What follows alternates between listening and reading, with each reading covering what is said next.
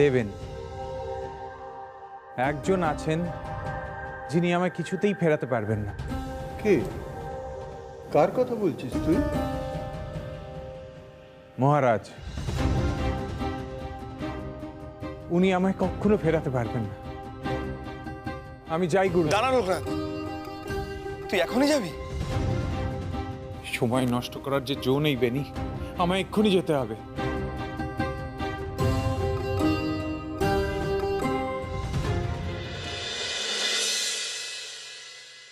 সন্ন্যাসী, আসুন আসুন, বাইরে কেন দাঁড়িয়েছেন?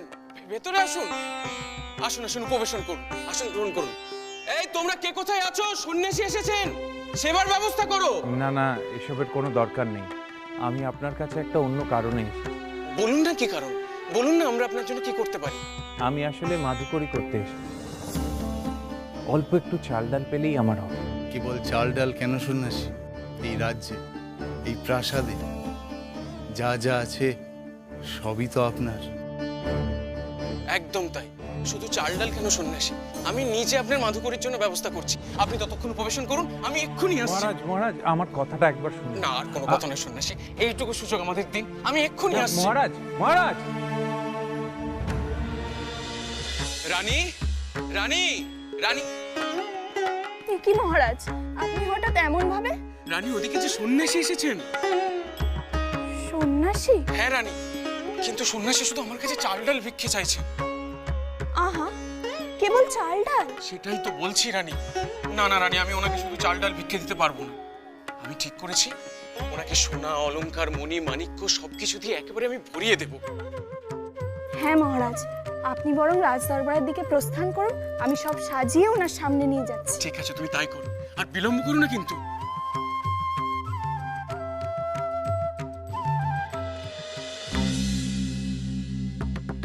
আমি মহারাজকে এতবার করে বললাম রাজন, কিন্তু তবুও উনি আমার কথা শুনতে চাইলেন না। আমি আমার পুত্রকে খুব ভালো করে চিনি সন্ন্যাসী। আমার পুত্র আপনার স্পর্শে নতুন জীবন বদলাভ করেছে। সন্ন্যাসী, সন্ন্যাসী, কই, কোথায় রানী? রানী, ওগুলো নিয়ে এসো। কোথায়?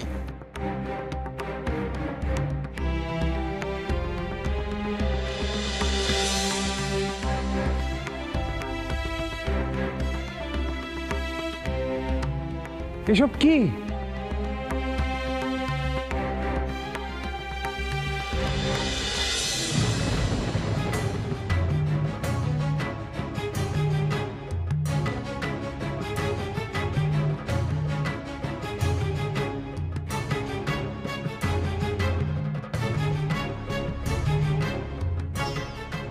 এ আপনার তুলনায় অত্যন্ত সাধারণ কিছু জিনিস, দয়া করে এগুলো গ্রহণ করুন সন্ন্যাসী।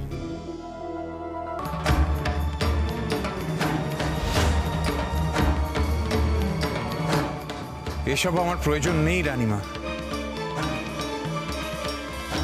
জানি আপনার এসবে কোনো লোভ নেই, কিন্তু এই সামান্য উপহারটুকু গ্রহণ করলে আমরা বড় আনন্দ পাবো। আপনি আমায় এই অনুরোধ করবেন না।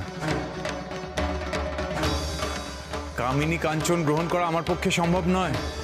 দয়া করে আজ আমাদের ফিরিয়ে দেবেন না সন্ন্যাসী। আমায় দয়া করে ভুল বুঝবেন না আপনারা।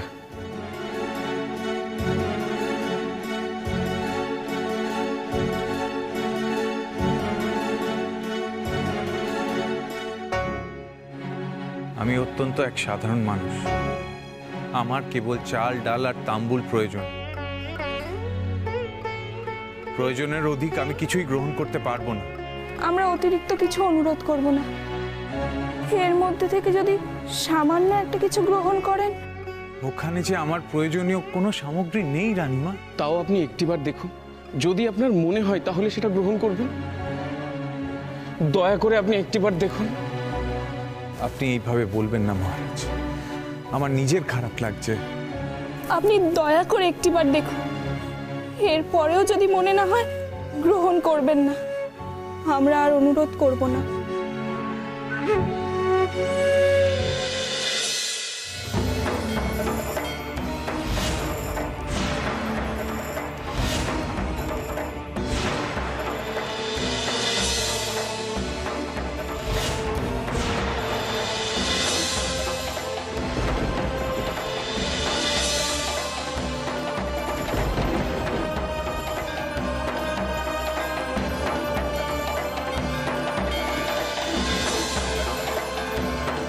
এই যে অবিশ্বাস্য।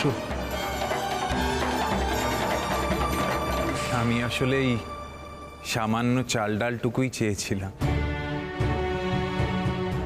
এর বেশি তো আমার কিছু প্রয়োজন নেই। কিন্তু এইখানে যে শ্রাদ্ধের সামগ্রীও আছে দেখছি। রাজন, আসলে এতক্ষণ সত্যি কথাটা বলে ওঠার সুযোগ হয়নি। আমি আসলে শ্রাদ্ধ করতে চাই, আদ্য শ্রাদ্ধ। আমি নিজেই নিজের শ্রাদ্ধ করে ঈশ্বর লাভ করতে চাই। তাই আমি এই শ্রাদ্ধের আয়োজনের ভিক্ষে নিতে এসেছি। এ আপনি কি বলছেন সন্ন্যাসী? হ্যাঁ রাজু, এভাবেই আমি আমার মুক্তির পথে এগিয়ে যাব। কিন্তু আমরা যে আপনাকে আমাদের এই রাজ্যে পাকাপাকিভাবে রেখে দেবো ভেবেছিলাম। না মহারাজ, তা হয় না। দয়া করে আমায় এই অনুরোধ করবেন না। সন্ন্যাসী, সন্ন্যাসী, তুমি আমাদের উপর এখনো রুষ্ট হয়ে আছো, তাই না? দয়া করে আমাদের উপর আর রুষ্ট থেকো না। না মহারাজ, তা নয়। আপনি দয়া করে মাথা নত করবেন না। আপনি রাজ্যের অধীশ্বর। তাহলে আপনি এমন সিদ্ধান্ত কেন নিচ্ছেন সন্ন্যাসী? ঈশ্বরের সন্ধান করতে আমি গৃহত্যাগ করেছিলাম, আর সেই ঈশ্বর লাভের জন্য আমায় সব কিছু ত্যাগ করতে হবে। আমি কোথাও বাধা পড়তে পারবো না। আর এই শ্রাদ্ধানুষ্ঠান সেই ঈশ্বর লাভের প্রথম পদক্ষেপ।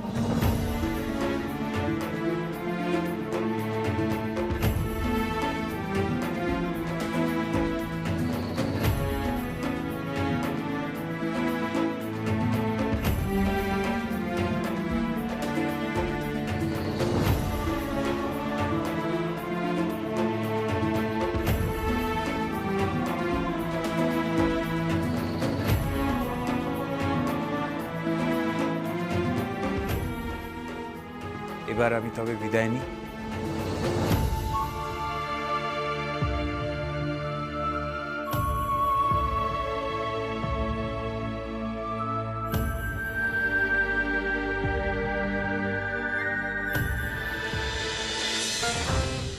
গুরুদেব, আমার মনে হয় মহারাজ লোকনাথের কথা সম্মত হননি।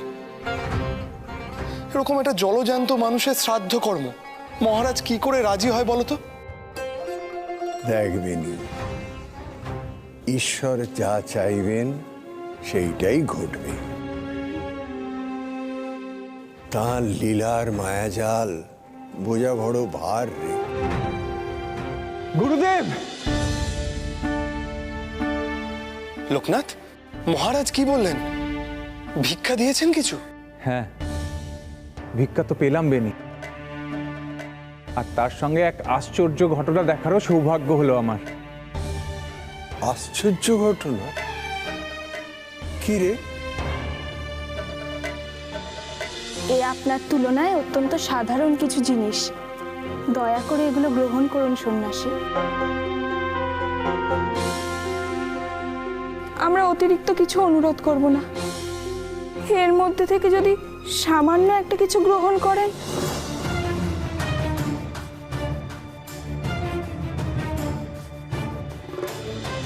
গুরুদেব, এরকম ঘটনাও ঘটতে পারে? সবই ঈশ্বরের কৃপারে বেনি। ভোলা মহেশ্বরের পরীক্ষা। সব অসম্ভব সম্ভব হয়ে যায়। চলো গুরুদেব। চল চল চল। রোহিত মশাই, ঈশ্বর আমায় পথ দেখিয়েছে। স্বয়ং উনি আমায় এই শ্রাদ্ধানুষ্ঠানে অনুমতি দিয়েছে। আর আমার গুরুদেব, উনিও এই পথে সম্মতি দিয়েছে। আর তো কোনো বাধা নেই। তোমার গুরুদেব স্বয়ং যখন এখানে উপস্থিত আছেন, তখন আমাকে আর এই কাজে কেন জড়ানো সন্ন্যাসী? তিনিই তো তোমাকে সাহায্য করতে পারবেন। কিন্তু এই মন্দিরের পুরোহিত হিসেবে আপনার সাহায্য যে আমার একান্ত প্রয়োজন। আমাকে ক্ষমা করো সন্ন্যাসী, এই শ্রাদ্ধ কর্ম করতে কিছুতেই আমার মন চাইছে না। আমি কিছুতেই পারবো না। বেশ, শ্রাদ্ধের মন্ত্র উচ্চারণ আপনি করবেন না। মন্ত্রপাঠ আমি না হয় করব। আপনি শুধু লোকনাথকে ওই আচার রীতি নীতি পালনে সাহায্য করবেন। হ্যাঁ পুরোহিত মশাই, আপনি দয়া করে আমায় ফেরাবেন না। অনেক আশা করে আপনার কাছে এসেছি, দয়া করে ফেরাবেন না পুরোহিত মশাই। এ তুমি আমাকে কোন ধর্ম সংকটে ফেললে ঠাকুর? একদিকে শ্রাদ্ধের এই আচার আচরণ রীতিনীতি পালন করতে আমার মন চাইছে না, অন্যদিকে আমি এই সন্ন্যাসের অনুরোধ ফেলতেও পারছি না। পুরোহিত মশাই, ঈশ্বরের যদি তাই ইচ্ছে হয় সেটাই না হয় হবে।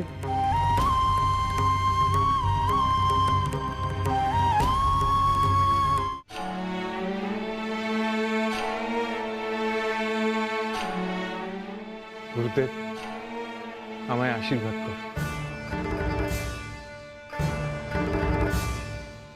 আমি যাতে আমার লক্ষ্যের প্রতি অবিচল থাকতে পারি, এই শ্রাদ্ধানুষ্ঠান আমি যাতে সুসম্পন্ন করতে পারি। আমার আশীর্বাদ তো সব সময়ই তোর সঙ্গে আছে লোকনাথ, আর সব সময় থাকবে।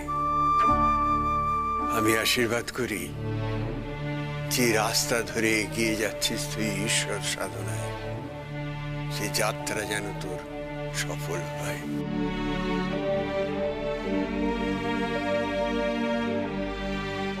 লোকনাথ রে,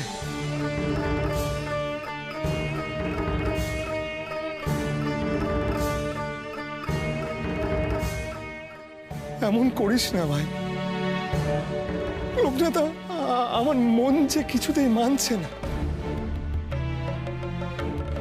বেনি রে, তুই আমার এত দিনের বন্ধু, চিরজীবনের সাথী, তুই এইভাবে আমায় বাধা দিবি? আমার সাধনার পথে তোর সাহায্য যে আমার একান্ত প্রয়োজন। আমার সহায়ক হয়ে উঠবি না রে বেনি?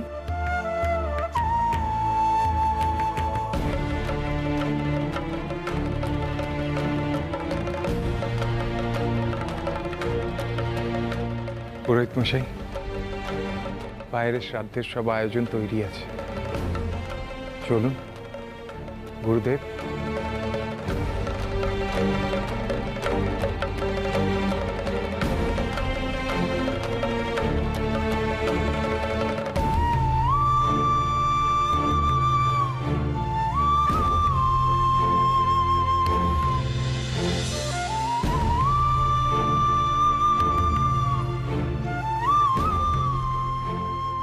আপনারা?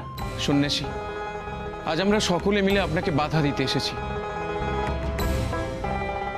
আমরা এই শ্রাদ্ধানুষ্ঠান কিছুতেই হতে দেব না।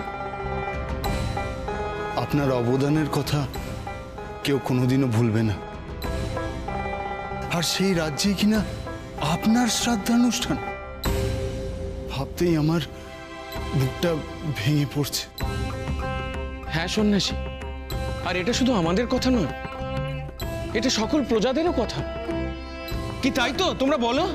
হ্যাঁ হ্যাঁ সন্ন্যাসী, আপনি দয়া করে এমন কাজটা করবেন না। আমরা নিজ চোখে তা সহ্য করতে পারবো না।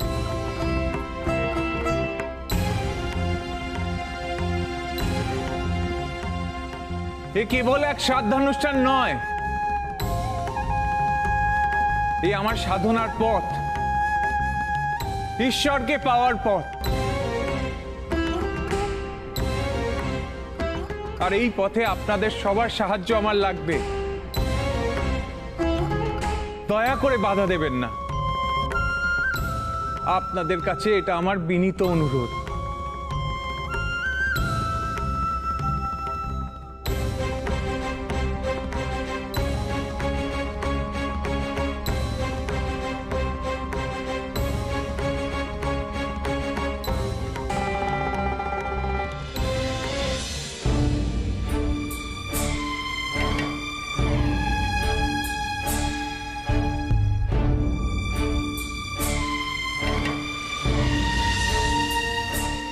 এই দেখো দেখো, তোমরা দেখো,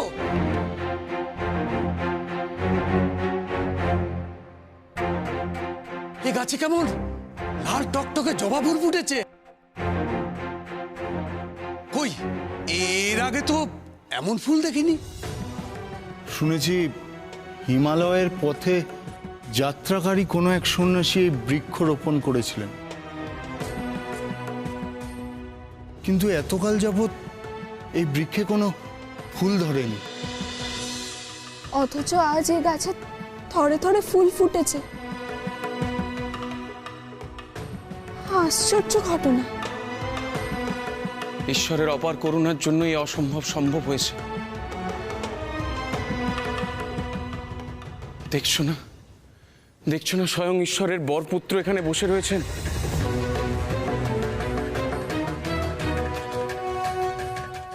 আর বিলম্ব কেন গুরুদেব? এবার তাহলে শ্রাদ্ধের প্রক্রিয়া আরম্ভ হোক।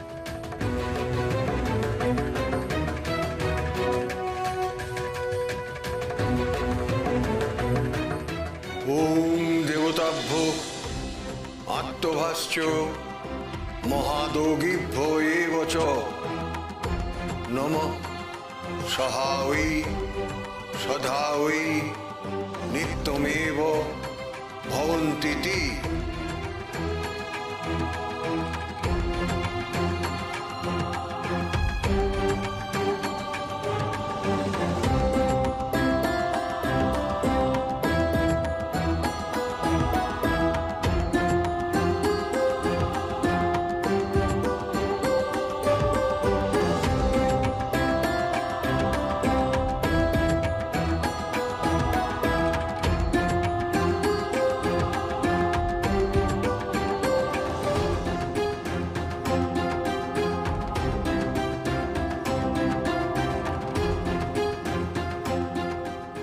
সন্ন্যাসী, এবার যে পিণ্ডদান করার পালা।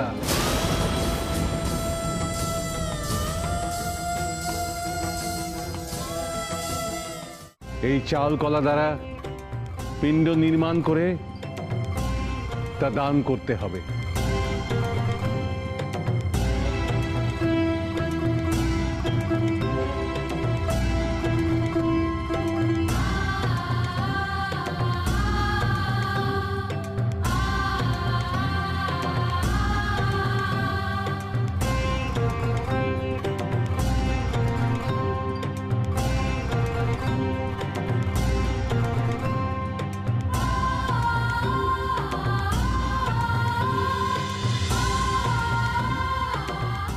এবার কি করব পুরোহিত মশাই? এই পিণ্ড যে এবার আপনাকে ভক্ষণ করতে হবে।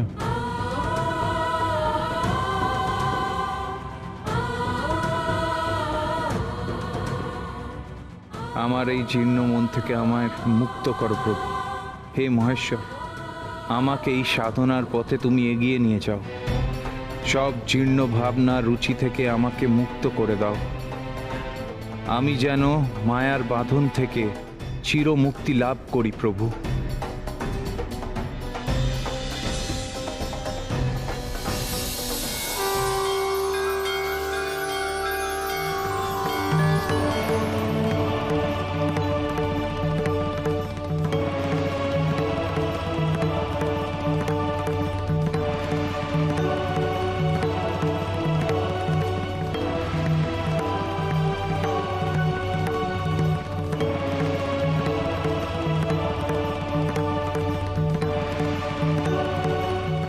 এ কি আশ্চর্য ঘটনা!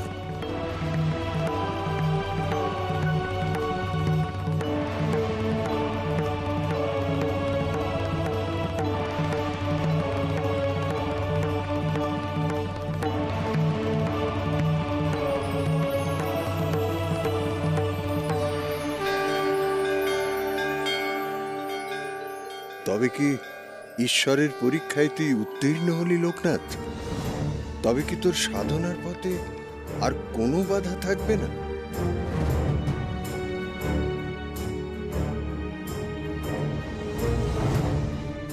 পিণ্ড ভক্ষণের পর শ্রাদ্ধের কাজ সমাপ্ত হলো।